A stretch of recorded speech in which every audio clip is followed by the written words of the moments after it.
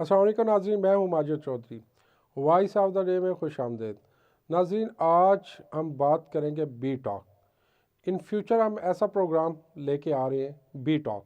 Be talk, नाज़रीन आप सोच रहे होंगे कि ये है क्या, बी टॉक का क्या मतलब है। तो नाज़रीन हम आपको बताते चलें कि be talk business talk, building talk, और इसमें रियल एस्टेट इंडस्ट्री और बिल्डिंग से रिलेटेड इंडस्ट्री को हम इसमें डिस्कस करेंगे। और हमारे जो माया नाज architect, structure engineer, interior designer और इसी तरह रियल्टर्स को पूरे पाकिस्तान में हम कोशिश करेंगे कि इस प्रोग्राम में शिरकत करें और उनकी कीमती राय से तमाम पाकिस्तानी और पाकिस्तान से बाहर लोग जो कि ओवरसीज़ पाकिस्तानी हैं वो इससे मुस्तफ़ीद हों।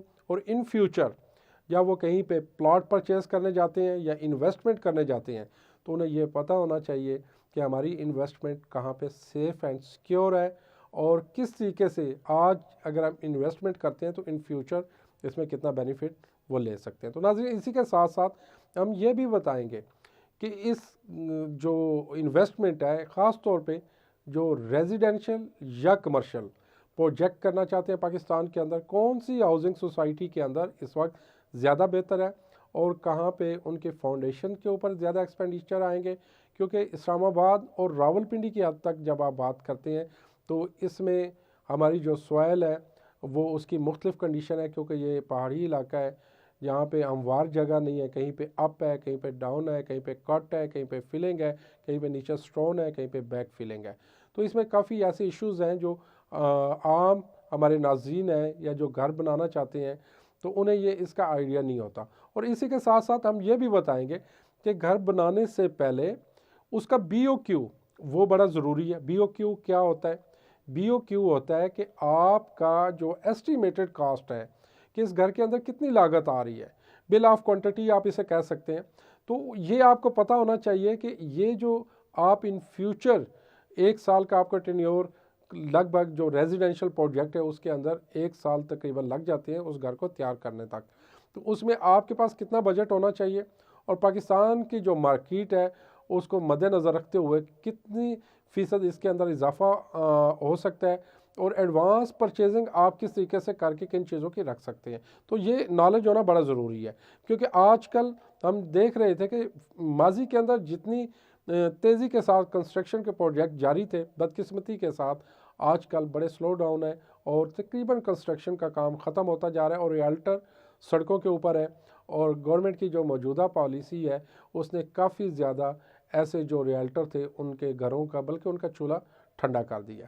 किसी भी मुल्क में ये एक बहुत बड़ी इकानमी होती है और ये एक रीढ़ की हड्डी की हैसियत रखते हैं, क्योंकि जो आपकी रियल एस्टेट से इंडस्ट्री है, बिल्डिंग इंडस्ट्री है, इससे लाखों करोड़ों घरों के जो है वो चूल्हे जलते हैं और रोज़गार इसके साथ लगा हुआ है। और जो ओवरसीज़ पाकिस्तानी हैं उनका भी यही इंटरेस्ट होता है कि पाकिस्तान के अंदर सबसे जो आसान और जो महफूज समझी जाती है इन्वेस्टमेंट वो ये है कि एक अच्छी हाउसिंग सोसाइटी के अंदर एक प्लॉट ले लिया जाए, उसके ऊपर या तो उनका ये होता है सोच के घर बनाया जाए या फिर इन्वेस्टमेंट के हवाले से उसको रेंट आउट किया जाए, या कमर्शियल प्रोजेक्ट में जब हम आते हैं तो उसको आप सेल करके अच्छा खासा रेवेन्यू कलेक्ट कर सकते हैं। तो इसके लिए सबसे ज़्यादा ज़रूरी इस चीज़ की यह है कि ये जो घर बन रहे हैं, ख़ास तौर पे अभी हम डिस्कस करेंगे रियल एस्टेट और जो बिल्डिंग इंडस्ट्री है जिसमें हमारे आर्किटेक्ट भी शामिल है। थोड़ा सा हम आपको इंट्रो देते चलें इसमें कि ये जो रियल एस्टेट इंडस्ट्री है ये है क्या। नाज़रीन, किसी भी मुल्क के अंदर आप जब कोई चीज़ ख़रीदने जाती हैं तो आपको अंदाज़ा नहीं होता कि यहाँ पे इसकी कॉस्ट क्या है और कौन सेल कर रहा है और कौन ख़रीद रहा है। तो इसमें क्या होता है, जो रियल्टर होते हैं वो इसमें मिडल मैन का किरदार अदा करते हैं। वो आपको बताते हैं कि ये जो हाउसिंग सोसाइटी है ये आने वाले वक्त में ये कितना ऊपर जा सकती है और यहाँ पे आप इन्वेस्टमेंट करें या घर बनाएं तो इन फ्यूचर आपका जो फ्यूचर है वो ब्राइट होगा।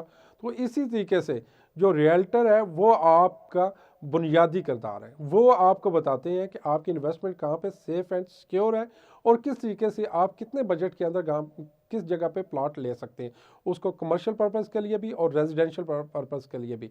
तो नाज़रीन इसी के साथ साथ हम ये भी आपको बताएं कि जो आर्किटेक्ट है वो सबसे बुनियादी और कलीदी हैसियत रखता है, क्योंकि आपको और हमें जो पाकिस्तान में रहने वाले हमारे ख़ास तौर पे हम पाकिस्तानी जितने भी अवाम हैं, लोग हैं, हमें ये नहीं पता कि हमारा घर किस तरीके से होना चाहिए, क्योंकि दुनिया बहुत आगे जा चुकी है, दुनिया में जिद्दत आ चुकी है, नए नए एलिवेशन आ गए हैं, इंटीरियर डिज़ाइनिंग ऐसी जिद्दत अख्तियार कर चुकी है कि आने वाला जो 6 माह है या 1 साल है उसके अंदर वो चीज़ें इंट्रोड्यूस करवा दी जाती हैं कि उससे पिछली जो होती हैं वो आप सोच के जब आप घर बनाना शुरू करते हैं और जब इंटीरियर के ऊपर पहुंचते हैं तो आप ये सोचते हैं कि काश कि पहले मैंने ये डिसाइड कर लिया होता।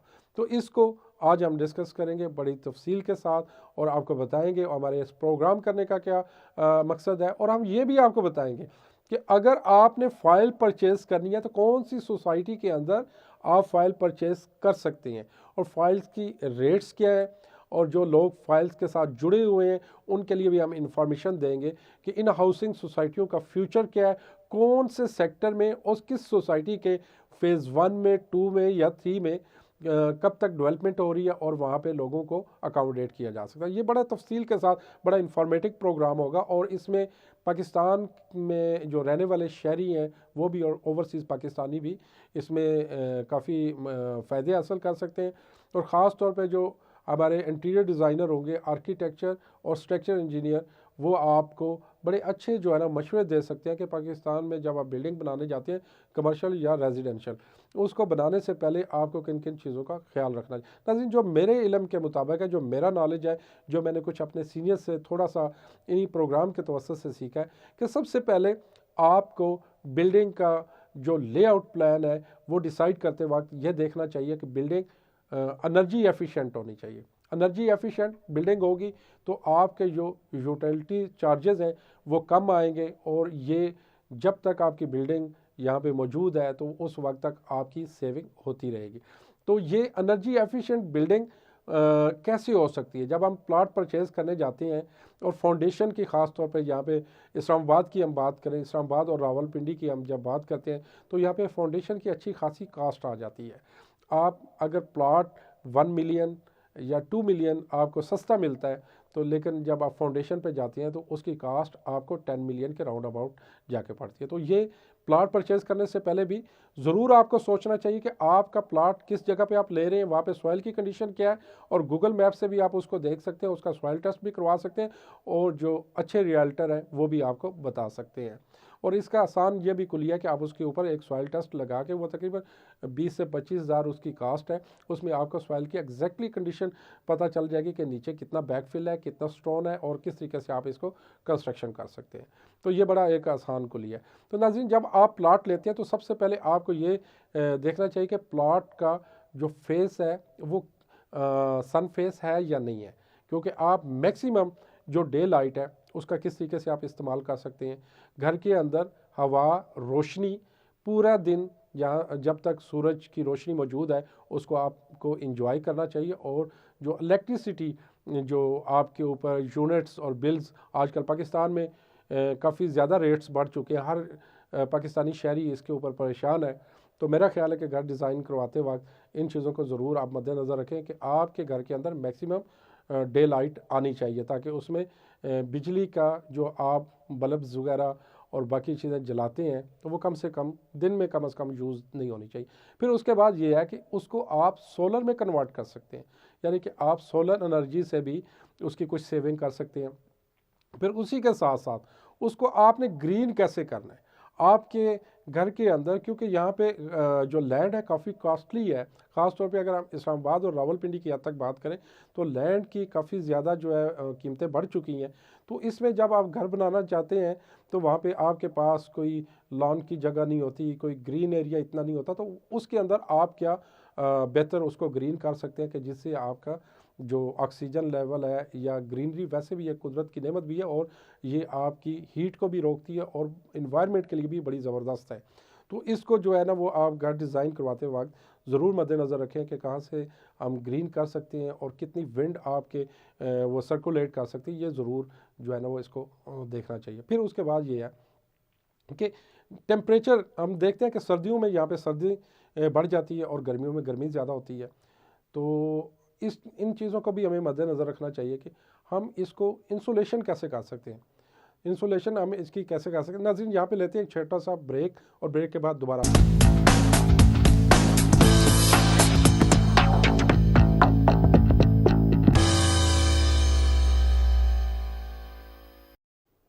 Welcome back. नाज़रीन जैसा कि वक्फे से पहले हम बात कर रहे थे कि जो घर है इसकी इंसुलेशन क्यों ज़रूरी। इंसुलेशन इसलिए ज़रूरी है कि जो टेम्परेचर है गर्मियों में आप देखते हैं कि हमारा 50 प्लस चला जाता है और सर्दियों में भी इसी तरह काफ़ी ज़्यादा सर्दी होती है, तो इसमें हमें इंसुलेशन की ज़रूरत है। इसको हम किस तरीके से कम कर सकते हैं ताकि हमारे जो यूटिलिटीज़ चार्जेस हैं वो कम हो। तो इसके लिए इंसुलेशन इस्तेमाल की जाती है। उसमें मुख्तलिफ पुराने रवायती तरीक़ाकार भी हैं, जिस तरह छत के ऊपर मिट्टी डाल के उसको वो कर दिया जाता था, उसके ऊपर चौका लगा दिया जाता था। उसके अलावा आजकल तो बड़ी तेज़ी के साथ नई नई टेक्नोलॉजी आ गई है। आप उसमें कुछ शीट भी यूज़ कर सकते हैं, होलो ब्लॉक यूज़ कर सकते हैं। मुख्तलिफ ऐसी चीज़ें हैं जो इंसुलेशन के हवाले से आप इस्तेमाल कर सकते हैं और गर्मियों में गर्मी कम होगी और सर्दियों में आपकी सर्दी से वो रोकेगा। तो नाज़रीन ये जो ज़रूरी चीज़ें हैं ये बिल्डिंग बनाने से पहले बड़ी ज़रूरी हैं। और इसी के साथ साथ हम बात कर रहे थे कि जो स्ट्रक्चर इंजीनियर है या आर्किटेक्चर है, इंटीरियर डिज़ाइनर है और BOQ क्यों ज़रूरी है। क्योंकि आप जब तक किसी प्रोफेशनल के पास नहीं जाएंगे उस वक्त तक आपको ये अंदाज़ा नहीं होगा कि मैं जो बिल्डिंग बनाने जा रहा हूँ, ये पैसा लगाने जा रहा हूँ, ऐसा तो नहीं कि जब मैं ये पैसा और ये रकम पूरी इसके ऊपर लगा दूंगा उसके बाद मुझे पता चलेगा कि इसके अंदर मैकेनिकल फॉल्ट है, इसके अंदर इलेक्ट्रिकल फॉल्ट है और बिल्डिंग का जो एलिवेशन है और एनर्जी एफिशिएंट के हवाले से बेशुमार इसके अंदर ऐसी खामी है जो कि अगर पहले प्लान कर ली जाती तो ज़्यादा बेहतर होता। तो इसके लिए सबसे पहले आपको किसी प्रोफेशनल और अच्छे आर्किटेक्ट से ज़रूर मशवरा करना चाहिए। तो उसके साथ साथ इसको थोड़ा स्टडी भी करना चाहिए। आज कल तो ये गूगल आप करें तो हर चीज़ उसके ऊपर पड़ी होती है। इवन आपका 10-20 साल पुराना वो एरिया जहाँ पे प्लॉट क्रिएट हो चुके हैं सोसाइटी के अंदर, वो भी सारी चीज़ें आपको मिल जाती हैं कि यहाँ पे कोई अगर रिवर गुज़र रहा था या कोई नाला गुज़र रहा था या कोई ऐसी चीज़ मौजूद थी, कट एंड फिल तो नहीं है, वो से आप अंदाज़ा कर सकते हैं। तो ये बड़ा ज़रूरी काम है। तो नाज़रीन जब आप बिल्डिंग को डिज़ाइन करवाने जाते हैं तो एक अच्छा आर्किटेक्ट ही आपको बता सकता है कि आपकी बिल्डिंग किस तरह की होनी चाहिए। हम सुनते हैं, हम देखते हैं कि बिल्डिंग्स बोलती हैं, ये हमने काफ़ी सुना होगा। हम कहीं से जब गुजर रहे होते हैं बड़े बड़े हाईवेज़ पे किसी हाउसिंग सोसाइटी के अंदर से, तो हम देखते हैं कितना शानदार बिल्डिंग है और कितनी ज़बरदस्त है। रात को जब हम गुजर रहे होते हैं तो उसका एलिवेशन देख के, उसकी रोशनियाँ देख के हम कहते हैं कैसी ज़बरदस्त जो है ना बिल्डिंग किसी ने बनाई है। तो ये बिल्डिंग्स वाकई ही बोलती हैं। बिल्डिंग्स की भी एक ज़ुबान होती है। ये वही लोग समझ सकते हैं जो इसको डिज़ाइन करते हैं और जिनकी सालों की मेहनत इसके पीछे है। तो जब वो डिज़ाइन कर रहे होते हैं तो वो इसको ज़रूर देखते हैं कि इसके अंदर आने वाला जो वक्त है, इसमें जब हम रेनोवेशन करेंगे या इसके अंदर कोई ऐसी अमेंडमेंट की जाए तो उसका किस तरीके से ख्याल रखा जाना चाहिए। फिर ये है कि एनर्जी एफिशिएंट किस तरह इसको बनाया जा सकता है। फिर और भी काफ़ी ऐसी चीज़ें पाकिस्तान में ख़ास तौर पे हम देखते हैं कि हमारे यहाँ जो कंस्ट्रक्शन है वो वेट कंस्ट्रक्शन हो रही है। ड्राई कंस्ट्रक्शन का यहाँ पे कोई कंसेप्ट ही नहीं। पूरी दुनिया में आप देखें तो ड्राई कंस्ट्रक्शन का जो है वो दुनिया जा रही है, क्योंकि जो वेट कंस्ट्रक्शन है तकरीबन 1 साल घर बनाते हुए आपको लगता है। जो ड्राई कंस्ट्रक्शन है वो विद इन वीक्स और मंथ के अंदर आपकी पूरी की पूरी बिल्डिंग्स तैयार हो जाती हैं। और वेट कंस्ट्रक्शन में हमें नुकसान ये है कि एक तो उसकी कास्ट काफ़ी ज़्यादा है और दूसरा ये है कि वो जो पानी, पहले ऑलरेडी पाकिस्तान बहुत ज़्यादा पानी की किल्लत का शिकार है और उस पानी को हम साफ़ पानी को जो पीने वाला पानी है उसको बिल्डिंग की नज़र कर रहे हैं, वेस्ट कर रहे हैं। अच्छा खासा पानी आपको बिल्डिंग के अंदर जो है वो इस्तेमाल होता है। तो हमें ज़रूर इसके ऊपर सोचना चाहिए कि जब हम कंस्ट्रक्शन करने जाते हैं तो क्या पाकिस्तान के अंदर ये टेक्नोलॉजी अभी तक नहीं आई। कुछ थोड़ा बहुत काम आ रहा है, लेकिन गवर्नमेंट को भी ये सोचना चाहिए कि यहाँ पे कुछ ऐसी इंडस्ट्रियाँ बनानी चाहिए कि जो आपकी ड्राई कंस्ट्रक्शन को प्रमोट करें, क्योंकि आपका लिविंग स्टैंडर्ड भी बेहतर होगा और जो सालों के प्रोजेक्ट हैं वो महीनों में तैयार हो जाएंगे। और फिर ये जो पानी की वेस्टेज है, क्योंकि पानी की वेस्टेज को रोकना बड़ा ज़रूरी है और इस तरीके से वेट कंस्ट्रक्शन यहाँ पे करनी बहुत ज़रूरी है। फिर ये उसके अलावा ये है कि पानी जो रेन वाटर है उसके पानी को, या जो हमारा किचन के अंदर पानी इस्तेमाल होता है या वॉशरूम में जब हम बात लेते हैं तो उसके अंदर जो पानी इस्तेमाल होता है, फ्लश को हम छोड़ के बात करें तो उसको आप रिसाइकल कर सकते हैं। हमारे घरों में कोई ऐसा रिसाइकल का कोई ऐसा सिस्टम नहीं लगा होता, या तो एक्सपेंसिव है या उसके ऊपर गवर्नमेंट कोई या जो ये बाईलाज इंप्लीमेंट करवाते हैं इसके ऊपर ध्यान नहीं दिया जाता। तो इसके ऊपर ज़रूरी है, आप पूरी दुनिया में जहाँ भी विज़िट करें तो वहाँ पे हर घर के अंदर, हर यूनिट के अंदर एक रिसाइकलिंग का प्लांट लगा होता है, जिसका काम यह है कि वही पानी को रिसाइकल करके आपको वापस भेज रहा होता है, ताकि पानी को कम से कम, कि ये बहुत बड़ी अल्लाह ताला की एक नेमत है, इसका कोई नेमल बदल नहीं है, हमें इन चीज़ों का ज़रूर ख्याल रखना चाहिए। और फिर ये रेन वाटर, जब बारिशें होती हैं तो हमारे घरों के अंदर भी हम देखते हैं कि वही पानी बह जा रहा होता है हमारे नालों में, हमारी गलियों में, इसी तरह ही उसका बहाव होता है। उस पानी को भी पूरी दुनिया में क्या होता है कि वहाँ पे बड़े बड़े रेन वाटर टैंक बनाए जाते हैं, ताकि बारिश के पानी को घरों के अंदर महफूज कर लिया जाए, वही पानी आप यूज़ कर सकते हैं। लेकिन पाकिस्तान में बदकिस्मती से कुछ हाउसिंग सोसाइटी के अंदर ऐसा है, और बाईलाज में भी ये मौजूद है, लेकिन उसके ऊपर इम्प्लीमेंट नहीं करवाया जाता। तो ये बिल्डिंग्स के अंदर जब आप बिल्डिंग्स बनाने जाते हैं तो ये कुछ बुनियादी चीज़ें थी जिनका आपको ख्याल रखना चाहिए। फिर इंटीरियर डिज़ाइनिंग और बेशुमार ऐसी चीज़ें, हम आपको ये भी बताएंगे कि आप बिल्डिंग की जो कास्ट है उसको किस तरह मिनिमाइज़ कर सकते हैं। आप प्लाट लेते वक्त किन चीज़ों का ख्याल रखना चाहिए, पूरी प्लाट से लेके बिल्डिंग की तैयारी तक हम पूरे बजट का आपको बताएंगे कि आपका घर 5 मरले 10 मरले एक नाल का मैक्सिमम कहाँ तक किस बजट के अंदर तैयार हो सकता है, और उसकी क्वालिटी क्या होगी, इसके ऊपर हम ज़रूर बात करेंगे। फिर यही है, ख़ास तौर पे आजकल हम इस्लामाबाद, रावलपिंडी, बल्कि पूरे पाकिस्तान में ओवरऑल हम देखते हैं तो एक फ़ाइल्स का कारोबार चल रहा है। जो फ़ाइलें ली जाती हैं वो फिर फ़ाइलें बेची जाती हैं, फिर वो फ़ाइलों का ये होता है, कुछ तो फाइल्स लेके इन्वेस्टर्स होती हैं जो उसको बेचती हैं और उसके ऊपर एक माकूल प्रॉफिट ले लेते हैं। कुछ ऐसे लोग होते हैं कि जो इनकी पूरी ज़िंदगी की जमा पूंजी उन फाइल्स के अंदर होती है, वो एक फ़ाइल परचेज़ करते हैं, और फाइल परचेज़ करने का मकसद ये होता है कि वो फाइल जाके इन फ्यूचर प्लाट बनती है, और वो प्लाट उसके ऊपर वो घर बनाना चाहते हैं। लेकिन यहाँ पे हम ये भी आपको बताएंगे कौन सी हाउसिंग सोसाइटी के अंदर आपको फ़ाइल परचेज़ करनी चाहिए, और किस हाउसिंग सोसाइटी की जो फाइलें हैं कितने अरसे से रुकी हुई हैं, और कौन सी हाउसिंग सोसाइटी ऐसी है कि जो अब वो डेवलपमेंट करनी जा रही है, वहाँ पे आप फाइलें अपनी संभाल के रखें। परचेज़ या सेल करने से पहले एक मरतबा ज़रूर सोचें कि अगर ये हम सेल कर रहे हैं या परचेज़ कर रहे हैं, कल आने वाले वक्त में हमें क्या नुकसान हो सकता है। तो इसके ऊपर बड़ा डिटेल के अंदर हम प्रोग्राम देंगे। फिर हम ये भी बताएंगे कि आपकी लैंड को किस तरीके से आप क्लियर करवा सकते हैं।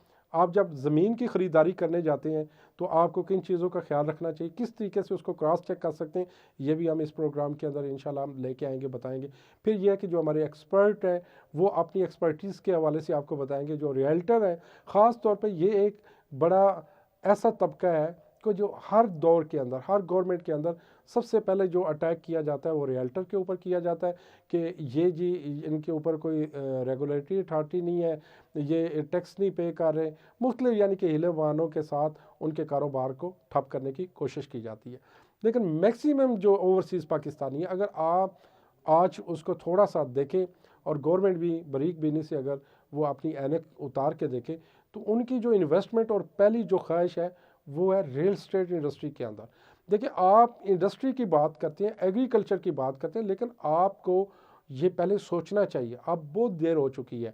अगर एक चलता हुआ जो बिज़नेस है उसको अगर आज आप ब्रेक डाउन कर देंगे, रोक देंगे, तो वो जो मेहनत कश, जो मज़दूर दिहाड़ीदार जिसको आप कहते हैं, वो करोड़ों की तादाद में इस फील्ड में जो है वो काम कर रहे हैं, और गवर्नमेंट का जो बोझ है ये बड़ी बड़ी हाउसिंग सोसाइटियाँ और इदारे उसको उठाए हुए हैं। वहाँ पे उनको डेली बेसिस के ऊपर जो है ना वो उनको दिहाड़ी मिलती है, उससे उनके घर का गुजर बसर होता है। और इसी के साथ साथ वो जो रेल इंडस्ट्री के साथ जो लोग मुंसलिक हैं, जो कारोबार कर रहे हैं, वो भी डेफिनेटली मुतासर होंगे, उसका भी बोझ गवर्नमेंट के ऊपर आएगा। और फिर ये जो इंडस्ट्री है, जो electric, mechanical, tile, cement, brakes, बेशुमार ऐसी इंडस्ट्रियां काम कर रही हैं जो इस फील्ड के साथ वाबस्ता हैं, आप उनको भी रोक देंगे। आप चाइना को देखें, आप इंडिया को देखें, दुनिया को देखें, वो कहाँ से कहाँ चली गई, और उनके पास जो इंफ्रास्ट्रक्चर है, कितना ज़बरदस्त इंफ्रास्ट्रक्चर उन्होंने डेवलप किया, और मॉडर्न इंफ्रास्ट्रक्चर की तरफ वो जा रहे हैं। तो कंस्ट्रक्शन जो है ये भी बुनियादी ज़रूरत है। एग्रीकल्चर को आप प्रमोट करें, बाकी चीज़ों को भी आप साथ लेके चलें, इंडस्ट्री को भी प्रमोट करें, लेकिन इस इंडस्ट्री में आप ऐसी चीज़ें लेके आएँ जो कि लोगों को डिस्टर्ब भी ना करें। नाज़रीन, यहाँ पे प्रोग्राम का वक्त ख़त्म होना चाह रहा है, क्योंकि मुझे प्रोड्यूसर साहब ये कह रहे हैं कि टाइम ख़त्म हो गया है। तो इंशाल्लाह हम नेक्स्ट प्रोग्राम में कोशिश करेंगे डिटेल के साथ आपको थोड़ी और चीज़ों को बताएं, फिर हम अपने जो गेस्ट हैं बी टॉक में उनको इनवाइट करें। इंडस्ट्री से रिलेटेड बिज़नेस किस तरीके से बेहतर हो सकता है, बिज़नेस के लिए इंडस्ट्री जब आप लगाने जाते हैं कौन सी इंडस्ट्री पाकिस्तान में इस वक्त कामयाब है, और फिर रियल इस्टेट और इसी के साथ साथ जो कंस्ट्रक्शन है, जो बिल्डिंग इंडस्ट्री है, इसके ऊपर बड़ी तफसील के साथ बात होगी। तो नाज़रीन, अपने होस्ट माजिद चौधरी को इजाज़त दीजिएगा। नेक्स्ट प्रोग्राम में इंशाल्लाह हम आपके लिए एक ऐसी चीज़ इसमें लेके आएंगे जिसमें आपको लाइव कॉल्स के ज़रिए और जूम के ज़रिए भी हम कनेक्ट करेंगे और प्रोग्राम में लेंगे, और बाकी जो हमारे यहाँ पे गेस्ट होंगे वो भी आपको इंशाल्लाह बड़ी कीमती मालूमात देंगे। आप पूरी ज़िंदगी की जो जमा पूंजी है जब आप इन्वेस्टमेंट करने जाते हैं तो इंशाल्लाह हम आपको बताएंगे कि आपकी इन्वेस्टमेंट कहाँ पे होनी चाहिए और कहाँ पे सेफ़ एंड सिक्योर है। इसी के साथ अपने होस्ट माजिद चौधरी को इजाज़त दीजिएगा। अल्लाह हाफिज़।